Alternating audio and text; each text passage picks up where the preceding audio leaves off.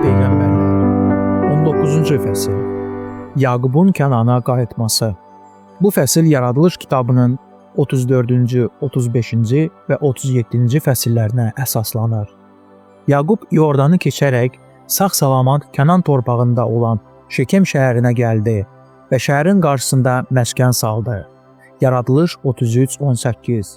Beləliklə Rəbbin onu doğma torpağa sülhlə qaytarmasını xahiş edən Ulu Atanın Bet-Eldəki duası yerinə yetdi. O bir müddət Şekem vadisində yaşadı. Bu məhz həmin yer idi ki, 100 il əvvəl İbrahim öz köçünü salmışdı və əhd olunmuş torpaqda birinci qurbangahını ucaltmışdı. Yaqub burada şəhərin qarşısında məskən saldı. O çadırlarını qurduğu tarlanın bir hissəsini Şekemin atası Hamorun oğullarından 100 parça gümüşlə satın aldı. Yaqub orada bir qurbangah qurub adını El-Elohe, İsrail qoydu. İbrani dilində Allah, İsrailin Allahı. İbrahim kimi Yaqub da öz çadırının yanında Allaha qurbangah dikdi və bütün ev əhlini səhər və axşam qurban gətirmə mərasiminə topladı. O orada quyu da qazdı. Bu quyuya 17 əsr sonra Yaqubun oğlu xilaskar gəldi və qızmar gündə onun yanında dincələrək öz məftun dinləyicilərini əbədi həyata axan su çeşməsindən danışdı. Yahya 4:14. Yaqubun və onun oğullarının Şekem gəlişi zorakılıq və qan tökülməsi ilə qurtardı. Onun ailəsindən yeganə qızın namusuna təcavüz edildi. İki qardaş qətldə iştirak etdi və bütün şəhər ehtiyatsız gəncin cinayətinə qarşı qisas üzündən dağıdıldı və məhv edildi. Bu dəhşətli hadisələr zənciri onda başladı ki, Yaqubun qızı o ölkənin qızlarını görməyə çıxdı və beləliklə şərəfsizlərlə ünsiyyətə girmək qərarına gəldi. Allahdan qorxmayan insanlar arasında ləzzət axtaran şeytanın ərazisinə daxil olur və özünü tamahlara düçar edir. Şimeonun və Levinin xain qəddarlığı səbəbsiz deyildi. Lakin Şekemin sakinlərinə divan tutaraq onlar ağır günah işlətdilər. Onlar öz niyyətlərini Yaqubdan səylə gizlətdilər və onların qisası haqqındakı xəbər onu dəhşətə gətirdi. Öz oğullarının yalanından və qəddarlığından sarsılaraq o dedi: Şimeonla Levi qardaşdır, qəddarlıq qılıncları ilə silahlanıblar. Ey qəlbim, onların məclisinə getmə. Ey şərəfim, onların toplantısında olma. Çünki onlar qəzəblənəndə qətl etdilər. Əylənəndə öküzlərin ayaq və bətərini kəsdilər. Lənət olsun vəhşi qəzəblərinə, lənət olsun qəddar hiddətlərinə. Onların Yaqubda ayıracağam, İsrailə səpələyəcəyəm. Yaradılış 49:5-7. Baş verən hadisə Yaqubu dərindən düşünməyə təhrik etdi. Onun oğullarının xasiyyətlərində qəddarlıq və yalançılıq nümayiş olunmuşdu. Onun düşərgəsində bütlər var idi və bütpərəstlik hətta onun ailəsində də kök atmaqla hədələyirdi. Allah onlarla layiq olduqları kimi rəftar edib onları qisas üçün ətraf xalqların əllərinə mi verəcəkdir? Lakin narahat hisslərdən əzab çəkən Yaquba Rəbb cənuba, Bet-Elə getməyi əmr etdi. Bu yer haqqındakı fikir Ulu Ataya yalnız mələklər haqqındakı röyanı və Allahın mərhəmət əhdlərini deyil, həm də onun orada Rəbbə verdiyi sədaqət andını xatırlatdı. O qərara gəldi ki, bütün ev əhli bu müqəddəs yerə yola düşməzdən əvvəl onlar bütlərin tirkablarından təmizlənməlidirlər. Buna görə də o düşərgədə olanların hamısına əmr etdi. Yanınızda olan özgə büt allahlarını atın və özünüzü pak edin. Paltarlarınızı dəyişin. Qalxıb Bet-Elə gedək. Dərli günümdə mənə cavab verən və getdiyim yolda mənimlə olan Allaha orada bir qurbangah düzəldəcəyəm. Yaqub dərin həyəcan hissi ilə özünün Bet-Elə birinci gəlişinin tarixçəsini söylədi. Atası evini necə tərk etmişdi və öz həyatını xilas etmək üçün tənha didərgin kimi necə qaçmışdı. Gecə rüyasında Rəbb ona necə görünmüşdü. Allahın onunla necə qeyri-adi rəftar etdiyini xatırlayanda onun canı isindi və onun övladları da bu hər şeyə qalib gələn qüvvədən riqqətə gəlmələri üçün Yaqub onları ən fəal surətdə hazırlaşdırdı. Onlar yanlarında olan bütün özgə büt allahlarını və qulaqlarındakı sırğaları Yaquba verdilər. Yaqub bunları Şekem yaxınlığında olan palıdın altında bastırdı. Rəbb bu torpağın sakinlərini elə qorxutdu ki, onlar Şekemdə tökülən qan üçün qisas almağa heç bir cəhd göstərmədilər. Səyahətçilər tam müvəffəqiyyətlə Betelə çatdılar. Burada Rəbb Yaquba yenidən göründü və onunla əhdi yenilətdi. Yaqub Allahın onunla danışdığı yerdə bir sütun qoydu. Beteldə Yaquba ağır içki üz verdi. Onun anasının dayəsi, öz xanımını Paddan Aramdan Kənan torpağına ötürən Devora öldü. O uzun müddət onun atasının ailəsində yaşamışdı və orada hamı ona hörmət edirdi. Bu qoca qadının huzuru Yaqub üçün xüsusi olaraq əziz idi. Çünki ona uşaqlıq və xüsusi olaraq onu zərif və güclü məhəbbətlə sevən anası haqqında xatirələr bağlayırdı. Devora o qədər səmimi kədərlə ağlandı ki, altında dəfn edildiyi palıd ağlaşma palıdı adlandı. Qeyd etməmək olmaz ki, həyatı sədaqətli xidmət qəhrəmanlığı olan bu qadının xatirəsi, bu ailənin köhnə dostunun xatirəsi işsiz itmədi. Allah sözünün səhifələrində saxlandı. Betel Hevronda cəmi 2 günlük məsafədə yerləşir. Lakin burada Yaquba dəhşətli kədər üz verdi. Onun arvadı Rəhilə öldü. O, onun naminə 14 il xidmət etmişdi və yalnız məhəbbət onun ağır zəhmətini bəzəyirdi. Bu məhəbbətin necə dərin və güclü olması ondan görünür ki, bir çox il sonra Yaqub Misirdə ölüm yatağında olanda Yusif öz atasına baş çəkməyə gələrkən o keçmişə nəzər salıb dedi: "Mən Padandan gələndə Kənan torpağında yolda Efrata yaxın yerdə Rəhilə yanındaca öldü. Onu elə orada, Efrat yolunda, yəni Betlehemdə bastırdım." Yaradılış 48:7. Öz ailəsinin uzun və həyəcanlarla dolu bütün tarixindən Yaqub yalnız Rəhilənin ölümünü xatırladı. Rəhilə ikinci oğlunu doğdu və ölərkən onun adını Ben-Oni qoydu, yəni kədərimin oğlu. Lakin atası onu Binyamin adlandırdı, yəni sağ əlimin oğlu, yaxud mənim gücüm. Rəhiləni öldüyü yerdə dəfn etdilər. Onun qəbrinin üstünə dirək şəklində abidə qoydular ki, onun xatirəsi əbədiləşdirsin. Efratdan çıxan yolda başqa ağır cinayət Yaqubun ailəsini ləkələdi və Ruveni ilk oğul kimi üstünlük hüququndan və ilkinlik şərəfindən məhrum etdi. Nəhayət Yaqubun səfərləri çatdı. Yaqub Qiryat Arbada, yəni Hevronda olan Məmrəyə, atası İsaqın yanına gəldi. İbrahim və İsaq Məmrədə qərib idilər. O burada öz atasının ölümünə qədər qaldı. Gücsüz, kör İsaq üçün tənha və ağır itkilərlə dolu illərdə bu qədər il uzaqda olan oğlunun həssas diqqəti əsl təsəlli idi. Yaqub və Əsaf öz atalarının ölüm yatağı yanında yenidən görüşdülər. Kiçik qardaşından qisas almaq üçün böyük qardaş nə vaxtsa bu anı gözləyirdi. Lakin o vaxtdan onun hissləri kəskin sürətdə dəyişmişdi. Yaqub ilkinliyin ruhani xeyir-duaları ilə xoşbəxt olaraq ata sərvətini böyük qardaşına verdi. Esavın qiymətləndirdiyi və can atdığı yeganə miras da elə bu idi. Onlar bir-birlərinə daha qısqanclıq və nifrət bəsləmirdilər. Lakin ayrılıqda yaşamağı yenə də üstün tutdular. Esav Seyir dağına tərəf hərəkət etdi. Öz xeyir dualarında bu qədər səxavətli olan Allah Yaqubun can atdığı ruhani sərvətlərə əlavə olaraq dünyavi sərvətlərdən də bəxş etdi.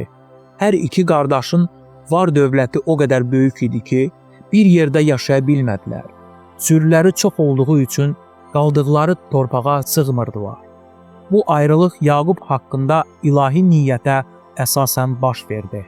Qardaşların imanları bir-birindən kəskin sürətdə fərqləndiyi üçün onların ayrılıqda yaşamaları daha yaxşı idi. Esav və Yaqub Allah haqqındakı bilgiləri eyni dərəcədə almışdılar. Hər ikisi Allah əmrlərinə riayət edib onun xeyir dualarını qazana bilərdilər. Lakin onlardan biri bu yolla getmək istəmədi. Qardaşlar müxtəlif yollarla getdilər. Bu yollar getdikcə ayrılırdılar. Allahın etdiyi seçki Esavı xilas xeyir dualarından məhrum etmirdi. Onun lütfünün bəxşləri Məsih vasitəsilə hamıya təmənnasız təklif edilir. Hər bir insan onu xilasa, yaxud da ölümə aparan seçkini özü edir. Rəbb öz sözündə şərtlər irəli sürmüşdür ki, bunlara riayət etməklə hər bir can əbədi həyat ala bilər. Bu şərtlər Məsihə iman vasitəsilə onun əmrlərinə itaətdən ibarətdir. Allah o şəxsləri üstün tutur ki, onların xarakterləri onun qanunu ilə harmoniyadadır və onun tələblərinin normalarına cavab verənlər şöhrət padşahlığına daxil olmaq hüququ alacaqlar. Məsih özü demişdi, oğula iman edənin əbədi həyatı vardır, lakin oğula itaət etməyə həyat görməyəcəkdir. Yahya 3:36. Mənə ya Rəbb deyən hər kəs səmavi səltənətə girməyəcəkdir. Ancaq göylərdə olan atamın iradəsini yerinə yetirən oraya girəcəkdir. Matta 7:21. Və kitabında o deyir, öz paltarlarını yuyanlar və beləliklə həyat ağacından yeməyə haqq qazanaraq qapılardan keçib şəhərə girənlər bəxtiyardırlar. Və 22:14. Allah sözünə əsasən insanı xilas edən yeganə prinsip budur. Öz xilası üçün qorxu və səylə çalışan hər bir can əbədi həyat üçün seçilmişdir. Daim iman zirehini geyinən və imanı uğrunda vuruşan kəs seçilmişdir. Daim duada sayıq duran, yazıları araşdıran və imtahandan qaçan kəs seçilmişdir. Daim inanan və Allah ağzından çıxan hər bir sözə itaət edən kəs seçilmişdir. Bağışlanma hamı üçün təmin edilmişdir. Lakin yalnız bu şərtlərə itaət edənlər onun nəticələrindən həzz alacaqlar. Esab əhdin xeyir-dualarına etinasızlıq göstərdi. O ötəri sərvətləri ruhani nemətlərdən çox qiymətləndirdi və nəyə can atırdısa onu da aldı. Onun Allah xalqından ayrılması öz düşünülmüş qərarı idi. Yaqub iman mirasını seçdi. O onu hiylə və yalan bahasına almaq istədi.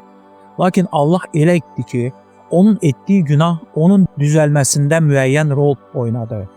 Sonraki illərin bütün acı duyğularına baxmayaraq, Yaqub öz məqsədini heç vaxt unutmadı. O başa düşdü ki, xeyir-duanı almaq üçün insan hiyləgərliyinə və yalana əl atmaqla o Allaha qarşı çıxmışdı. Yabbok sahilindəki gecə mübarizəsindən sonra o başqa adam oldu. Onun özünə arxayıncılığı itdi və əvvəlki hiyləgərliyindən iz də qalmadı. Onun bütün sonraki həyatı hiyləgərliyin və yalanın yerinə sadəlik və düzgünlüklə seçilir.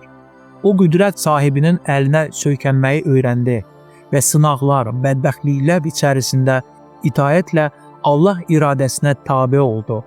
Onun xarakterinin alçaq cəhətləri odlu sobada məhv oldu. Xalis qızıl təmizləndi və İbrahimin və İsaqın imanı onun həyatında tam əks olundu. Yaqubun günahı və onun nəticəsi olan müxtəlif hadisələr kədərli izlərsiz qalmadılar və onun oğullarının xasiyyəti və həyatlarında öz acı bəhrələrini göstərdilər. Yetkin yaşa çatanda onlar ciddi qüsurlar gördülər. Çox arvadlığın nəticələri ailə həyatında öz əksini tapdı.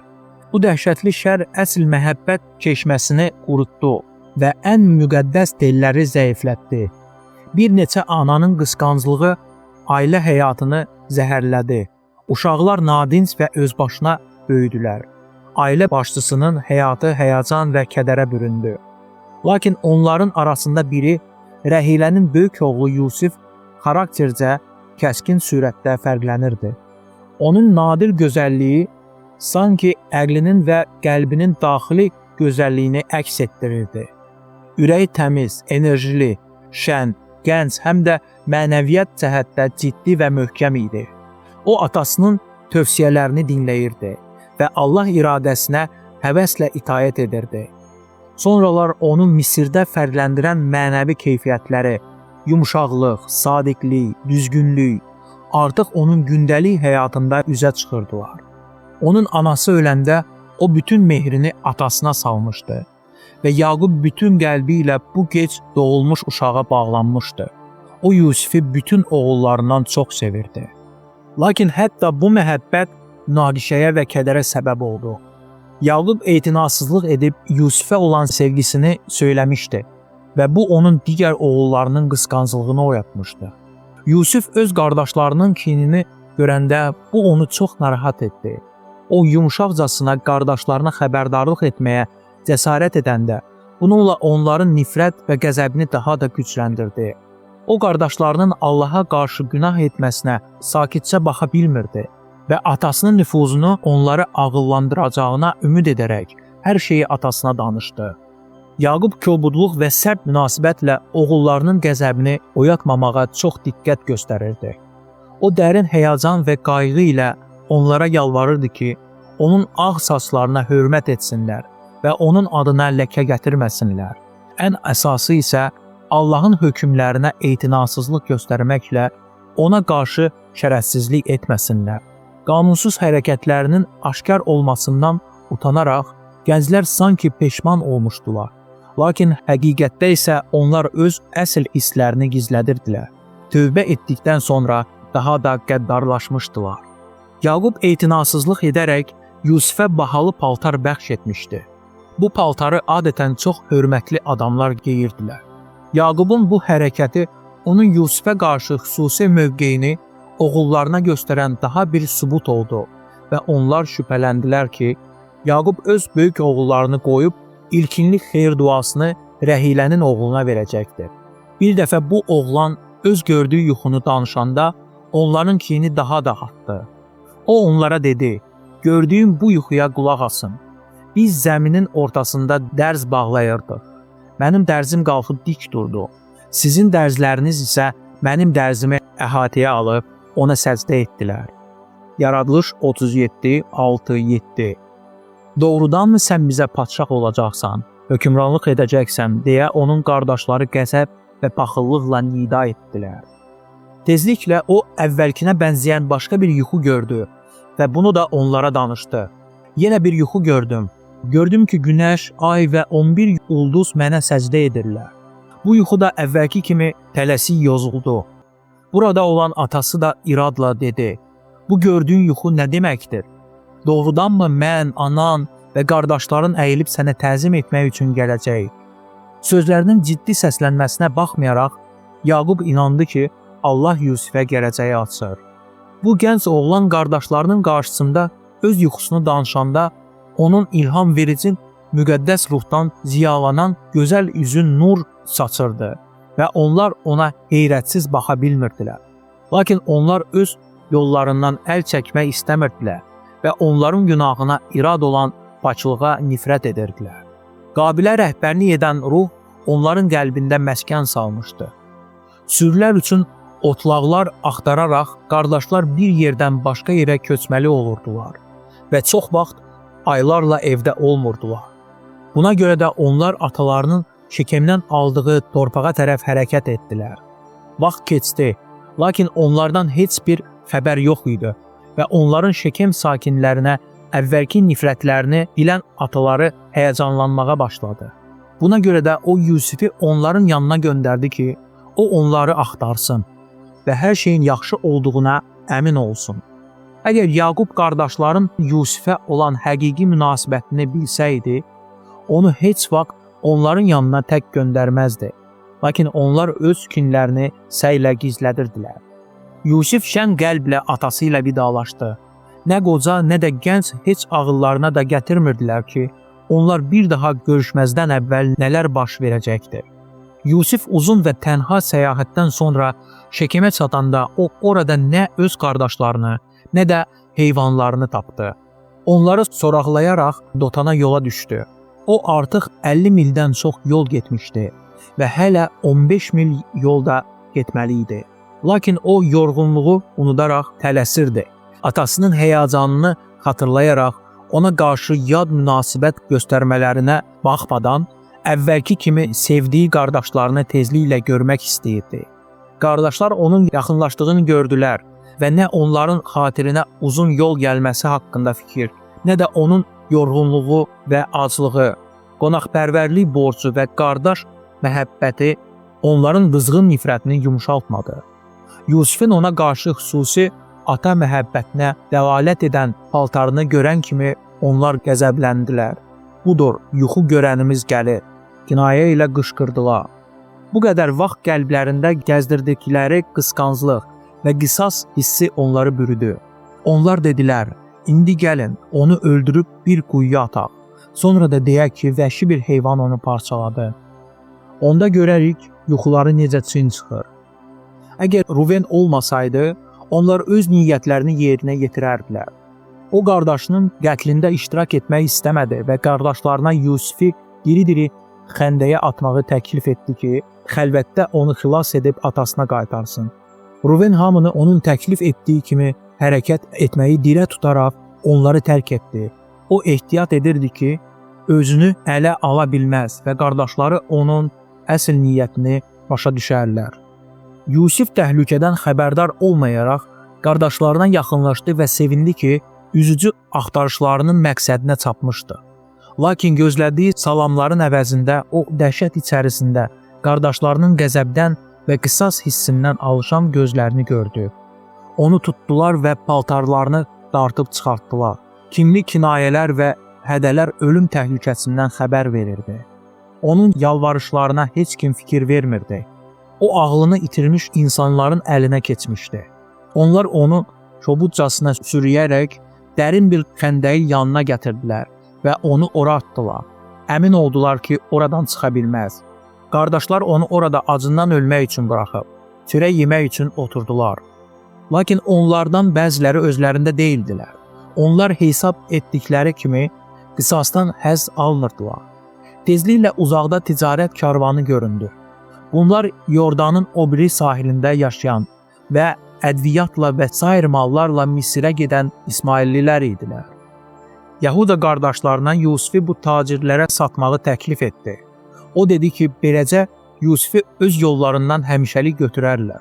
Lakin onun qanına bulaşmazlar. Çünki o təkid edirdi, bizimlə bir bədəndir. Bu təklifə hamı razı oldu və Yusifi xəndəkdən çıxartdılar. Tacirləri görəndə o hər şeyi başa düşdü. Qul olmaqdansa ölmək yaxşıdır. O ümidsizlik içərisində gah bu, gah da o qardaşının üstünə atılaraq onu satmamaları üçün yalvarırdı, lakin əbəs yerə. Bəziləri tərəddüd edirdilər, lakin məsxərəyə qoyulmaq qorxusu onları susmağa məcbur etdi. Hər biri dərk edirdi ki, geri qayıtmaq gecdir. Yusifə rəhm etsələr, o atasına deyəcək. O isə öz sevimli oğlu ilə qəddarcasına rəftarı bağışlamayacaqdı. Ürəklərini bərkidərək, Yusifin yalvarışlarına fikir verməyərək, onlar onu bütpərəst tacirlərin əllərinə verdilər. Karvan yola düşdü və tezliklə gözdən itdi. Ruven xəndəyin yanına qayıtdı, lakin Yusif orada görünmədi. Güclü vicdan əzabından həyəcana gələrək, o öz paltarını cırdı və qardaşlarını taparaq qışqırdı. Uşaq yoxdur, bəs mən nə edim? Sonra Yusifin taleyini öyrənərək və ona kömək etməkdə öz gücsüzlüyünü dərk edərək, törədilmiş cinayəti gizlətmək üçün Ruven öz qardaşlarına qoşulmağa məcbur oldu. Səbşi öldürərək və Yusifin paltarını qana bulayaraq, onlar atalarının yanına gəldilər və dedilər ki, onu çöldən tapmışlar və ehtiyat edirlər. Bu onların qardaşının paltarı deyil ki, gör oğlunun paltarıdır ya yox. Onlar bu anı qabaqcadan qorxu ilə görürdülər. Lakin yenə də atalarının düşdüyü qəl parçalayan kədəri və çıxılmaz ümidsizliyi görməyə hazır deyildilər. Bu oğlumun paltarıdır. Yəqin onun vəhşi bir heyvan yemişdi. Yusif həqiqətən parçalanmışdı. Oğulları və qızları əbəs yerə onu sakitləşdirməyə çalışırdılar. Yaqub öz paltarını cırdı və belinə çul bağladı. O uzun müddət oğlu üçün yas tutdu. Zaman sanki onun kədərinə yüngüllük gətirmirdi. Ümidsiz fəryadla deyirdi, kədərlə oğlumun yanına, ölülər diyarına enəcəyəm.